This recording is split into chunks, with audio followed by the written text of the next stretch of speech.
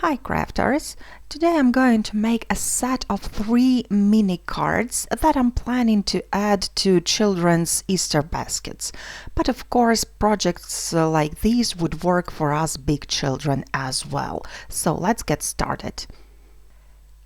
To create the shape of all 3 cards, I have used FABERGE egg die by Simon Says stamp.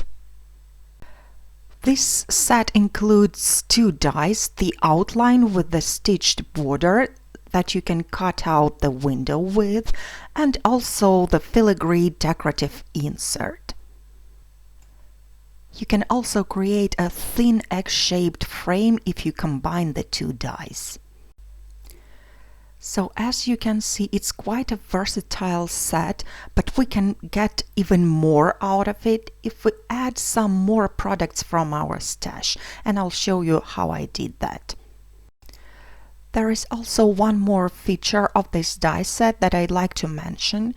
The sentiment here is connected to the outline die only at 2 points, and this way you can simply trim it off and you can use it for any other Easter cards. And also you can use the egg without the sentiment, especially if you want to add the image inside. Let's start by creating an egg-shaped card base.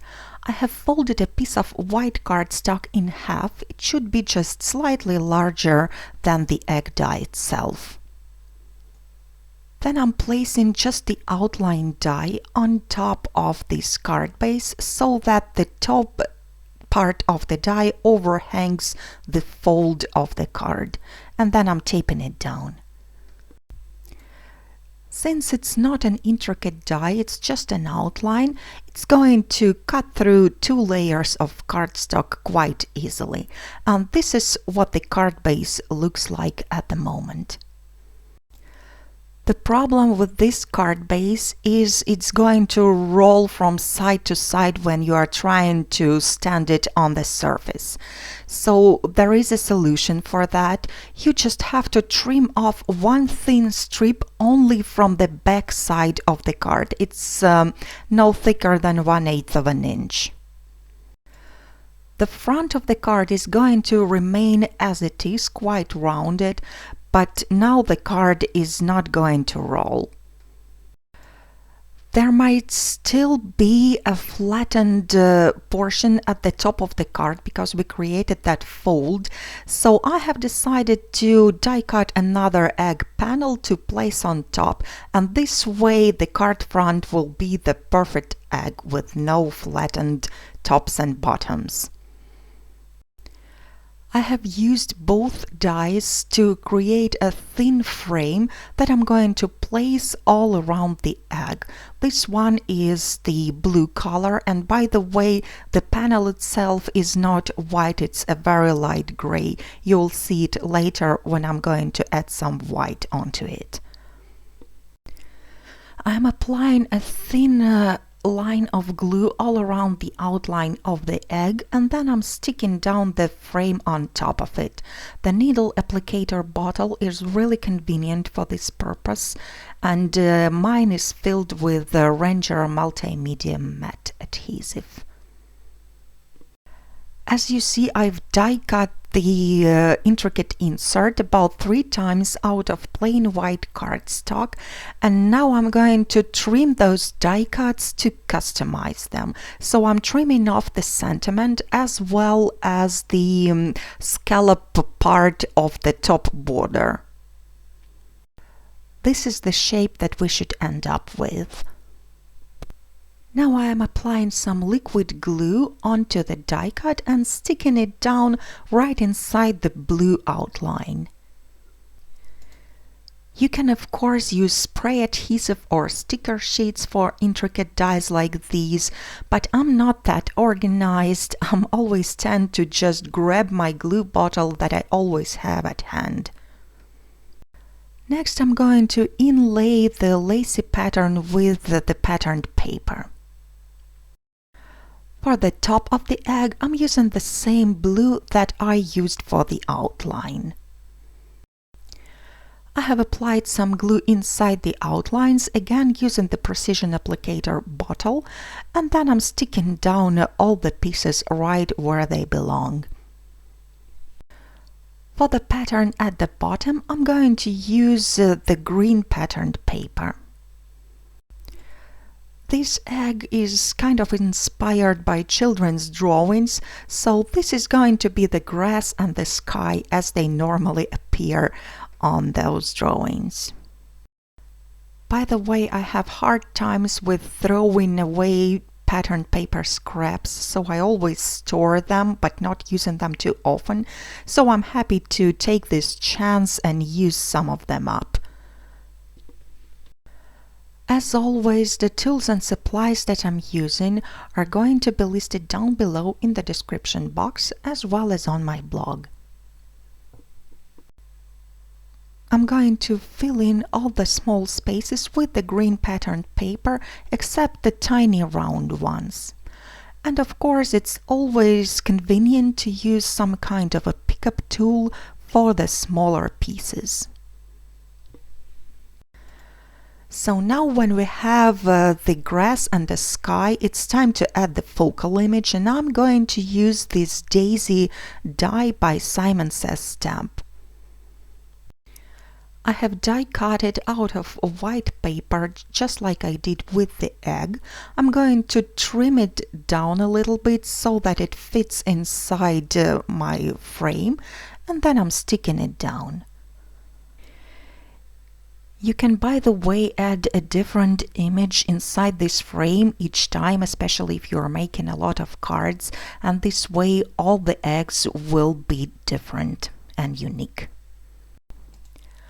I'm also going to die cut just the leaf portion out of the same patterned paper, and this is actually the last piece that I have.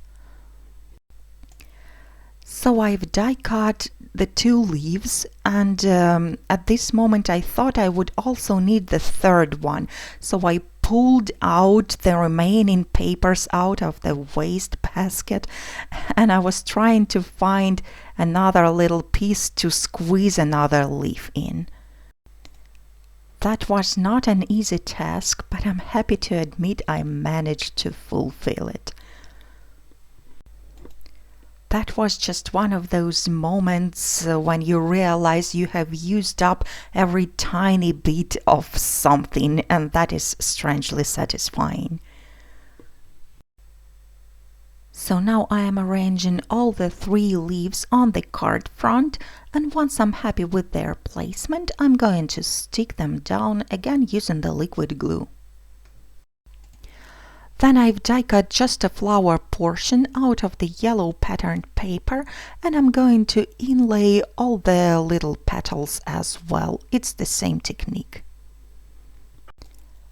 At this point you can leave this card front as is, but I have decided to add more layers to the lacy frame of this egg. This is exactly what I'm going to use the remaining egg die cuts for. I trimmed them down exactly the same way as I did with the first one, and then I'm sticking them down one on top of another.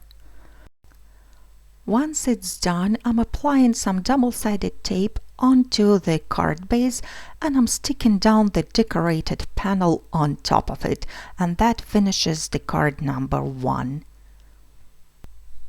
This card turned out to be quite a happy and bright one. And you see that it's not rolling when it stands on the table, although it's a perfect egg shape. Now let's go ahead and create a different style card using the same die as a base. This egg is going to be the nautical one. So I've created the card base and the panel exactly the same way as I did for the first card, but this time I have used a light blue cardstock. Now I'm going to create some nautical background patterns, so I'm going to use my favorite background die by Simon Says stamp, and that one is called Scalloped Waves.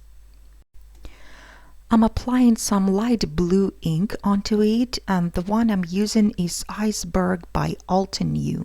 And then I'm going to place the egg right side down onto the stamp.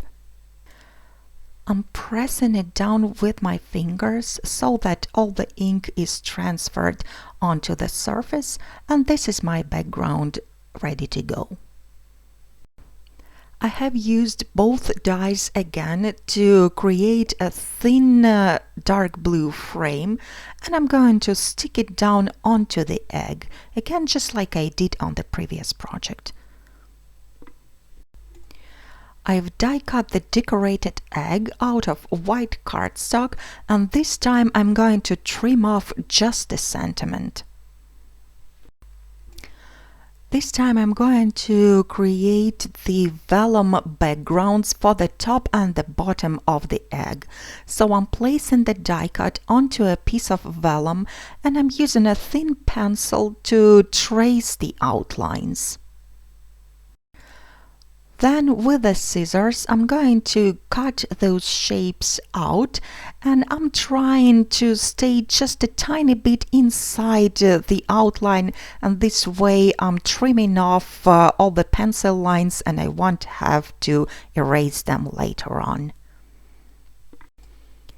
Then I'm applying some liquid glue onto the die cut to the bottom part only, and I'm placing it over the vellum background just like that. I'm using the acrylic block to hold down the die cut until the glue dries.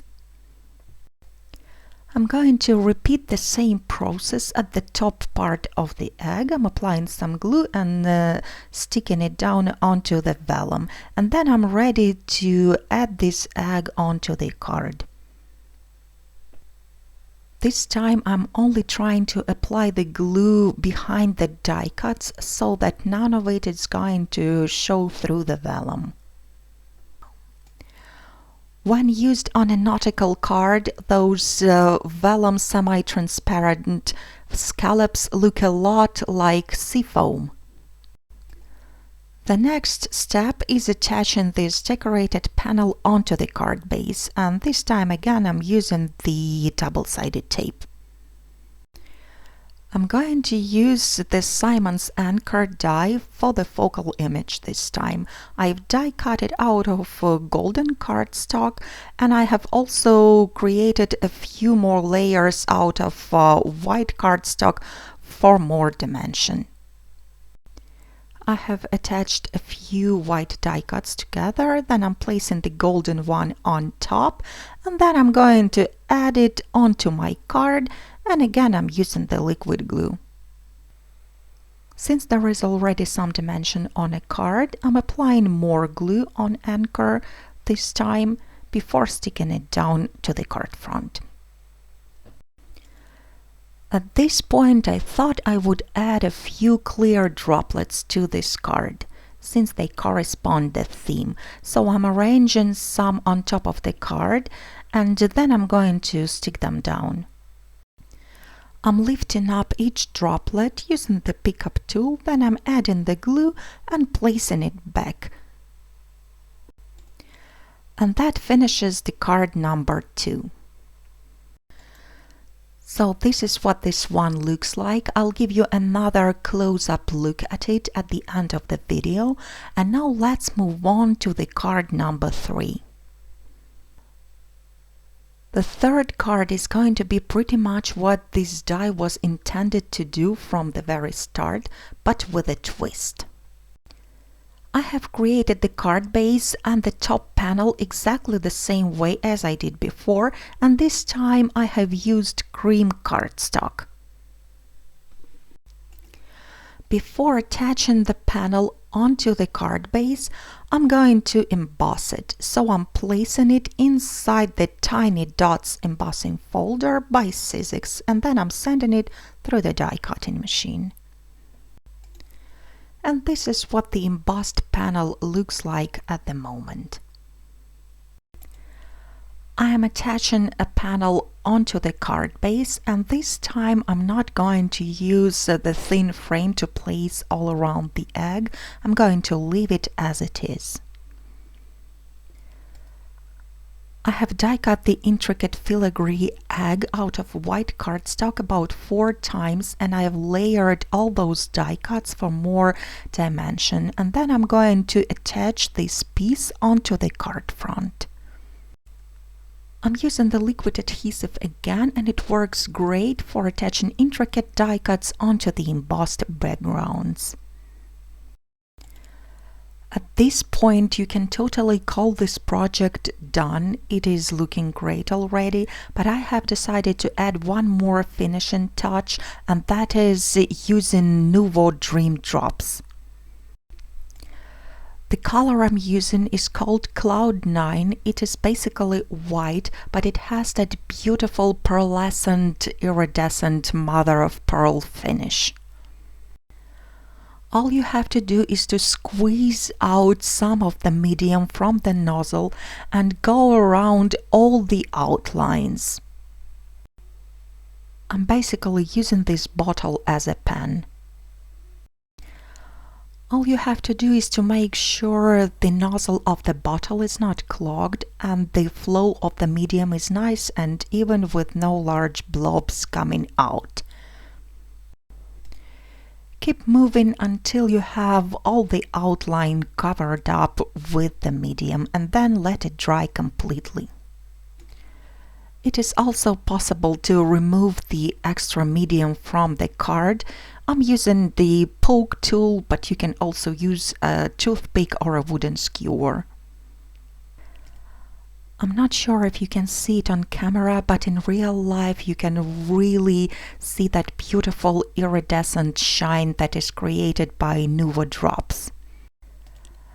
And by the way, it also adds more dimension, and this image looks even more handwritten and hand-doodled as it was before.